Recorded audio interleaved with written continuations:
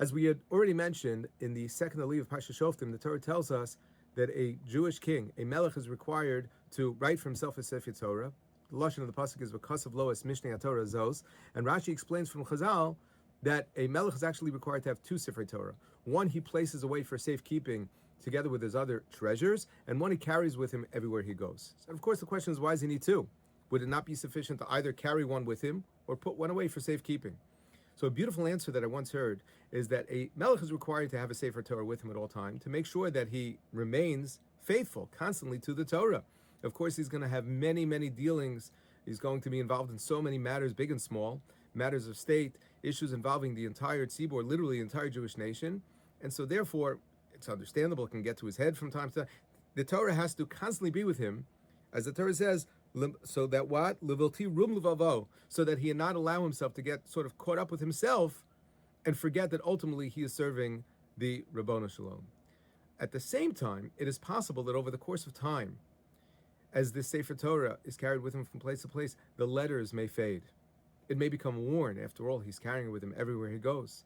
And so therefore it is necessary for him to, every once in a while, take the Sefer Torah that he carries with him and compare it to the one that has been stored away, that is safe, that is being protected, that has been preserved, that is not affected by the elements, by the change of time, and make sure that they match. And of course, this can be understood not only in its most literal sense, but more in a more figurative sense, that the melech over the course of time may think that in fact he is remaining completely faithful to the laws of the Torah.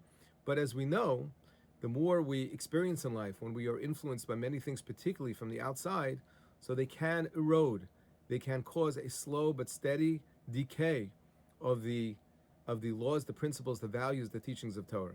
And so therefore it is necessary that on a regular basis, he sort of do a cross-examination to make sure that he is still as faithful to the Torah as he intends to be, as he wants to be, as he sets out to be.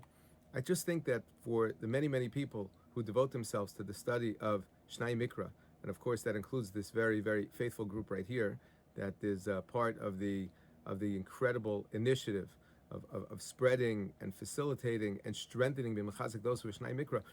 The study of Shnayim Mikra, in a certain sense, is a very similar type of endeavor, because I imagine that over the course of times, year after year after year, people who are careful to be Mavir Sedra, Shnayim Mikra, Targums over the course of time, they really, really know the Torah. They know the Torah. So after 10, 15, 20 years, so why do I have to keep coming back to it? And the answer, of course, is, well, there are many reasons to this. There's many answers to that question. One answer, I'm not sure it's necessarily the most important answer, is that our lives are constantly changing. Our attitudes are constantly changing. We are constantly exposed to new ideas and forces around us that's within us that run counter at times to the values of Torah. And so the idea of being able to check in every day, or at least once a week, depending on how you break up the study of Shnayim Mikra, every day, once a week, to sort of see how does my life, how do my experiences compare at the moment to the Parashat Shavua, which defines, the contours in every single way, the definitions of the life of a Jew.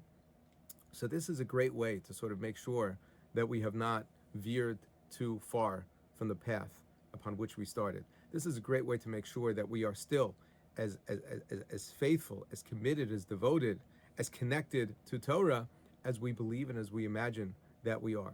And when we see discrepancies and when we see that there has been a slight erosion or decay, we identify it and we know how to fix it, and hopefully Bezras Hashem to sort of plug that hole. So I thank you very much again for this wonderful opportunity to learn with you. And I want to wish each and every one of you continued strength and chizuk as you participate together as a wonderful tzibur in the incredible mitzvah of learning each and every week Shnayim Mikra v'Yechad Targum. Thank you. Have a wonderful Shabbos.